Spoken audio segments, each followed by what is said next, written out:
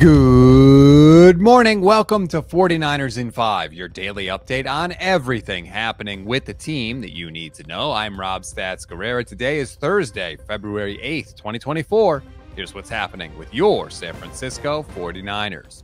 We'll get to Kyle Shanahan's dissatisfaction with the practice fields in a minute. But first, we begin, as we always do, with the injury report.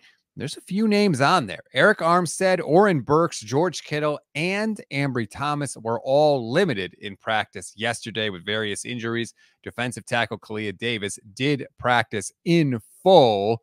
George Kittle is expected to play on Sunday, but remember, he missed practice all of last week, and now he's limited on Wednesday. Maybe a bit of a red flag there with George Kittle. We'll have to keep our eye on that. To the audio portion of today's show, if you thought the 49ers were kind of over the condition of their practice field, think again. Here's Kyle Shanahan. Kyle, how's the practice fields? Were the conditions okay that you could have a normal practice without any adjusting? Yeah, we had a normal practice. And we didn't practice there the rest of the week? Oh, yeah. We're not going to change our whole schedule up. We'd have to go too early in the morning, mess everything up. So this is the best choice we got.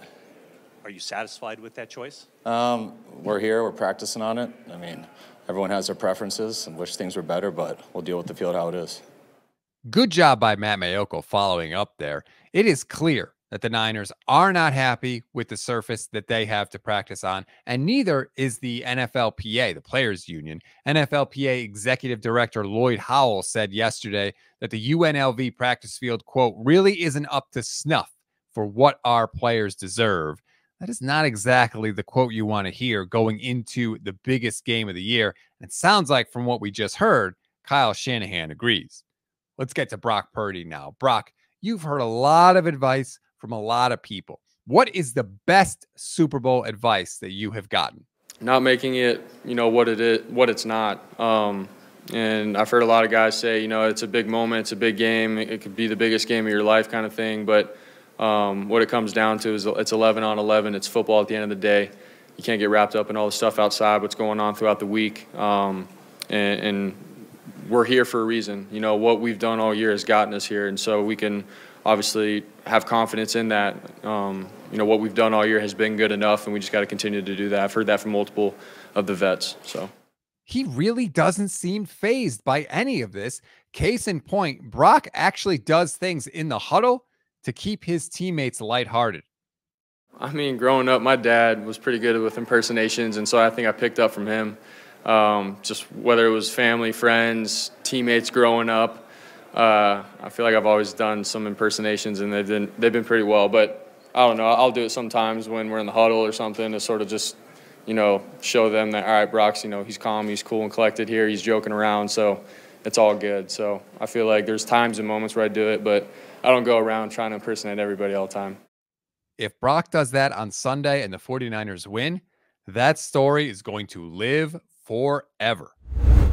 We always give you one thing to read, one thing to watch, and one thing you might have missed. One thing to read on this Thursday, Seth Wickersham of ESPN has a fantastic deep dive into the 49ers and Kyle Shanahan. He really takes you behind the curtain, what Kyle's like during the week, how John Lynch has a lot of work to do after Kyle gets done talking to his staff. I highly recommend you go read it. If you want to do so, just click the link in the description of this episode. One thing to watch, our YouTube channel. We have exclusive interviews live from Radio Row here in Las Vegas, site of Super Bowl 58. We caught up with Mina Kimes of ESPN and Kevin Clark of Omaha Productions. They are live up on the YouTube channel now or as audio podcasts, wherever you get your pods. I highly recommend it. You go and check that out. One thing you may have missed, expert level trolling by the Sacramento Kings. They were playing the Pistons last night, and throughout the Pistons' entire pregame introduction, the Kings were playing the fluke to Ayuk catch from the NFC Championship game. That is absolutely brilliant. Well done, Sacramento Kings. That's what we need more of in sports. More trolling. I am here for it. That's a wrap on today's 49ers in 5. Please rate, review, and follow the Gold Standard Podcast Network. Like and subscribe to our YouTube channel, please, and thank you. We're going to have plenty more exclusive content coming to you. Drew Brees, Max Crosby later today, Matt Barrows. Perfect time. Like and subscribe, like I said. And if you click the little bell, you'll get notified every time we go live, which is every single weekday for you. Give us a chance. We will earn your time. I'm Rob Stats Guerrera. We'll talk later today.